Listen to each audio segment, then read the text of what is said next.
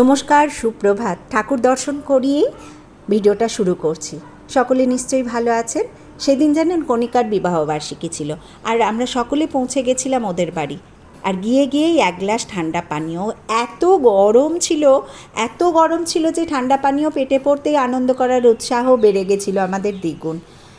জানেন, এরকম প্রচুর ভিডিও আমার জমা থাকে, সেগুলো সঠিক সময়ে আমি আপলোড করতে পারি না, কিন্তু যখন সময় পাই এটা চেহারা পুস্তকে আপলোড করে দিই। কি হয়, চেহারা পুস্তক বছর বছর এটা দেখায় আমাদেরকে, আর সেটা দেখে তখন মন ভরে যায়। এটা কণিকার বর। কেক কাটা হয়ে গেছে।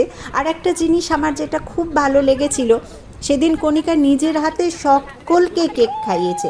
মোটামুটি আমার চোখের সামনে 100 জন তো ছিলই, ছোট বড় মিলিয়ে প্রত্যেককে নিজের হাতে কেক দিয়েছে, কেক খাইয়েছে। আমরা সাধারণত কি করি, যারা কাছের জন তাদেরকে কেক খাইয়ে বাকিদেরকে বাটিতে সার্ভ করে দিই। সেদিন কিন্তু কণিকা তা করেনি। এটা দেখে আমার আর কি সত্যি খুব ভালো লেগেছিল এই জিনিসটা। আর তারপরে কেকের অবস্থা কি হয়েছিল অবশ্যই বলবো, দেখবেন আপনারা। কিন্তু দেবদার খাওয়া দাওয়া হয়েছিল। এই দেখুন কেকের অবস্থা, যেন কেকের ওপরে বোম ব্লাস্ট হয়েছে। একটু মজা করলাম। আসলে কেকটা এত ক্রিম ছিল, ক্রিমগুলো সরিয়ে কেক দিতে গিয়ে কেকের অবস্থা এরকম হয়ে গেছে। হ্যাঁ, 2-1 দিনের মধ্যেই কিন্তু কণিকার বিবাহবার্ষিকীর খাওয়া দাওয়াটা আপলোড করব। অবশ্যই মনে করে দেখবেন। সকলে ভালো থাকবেন।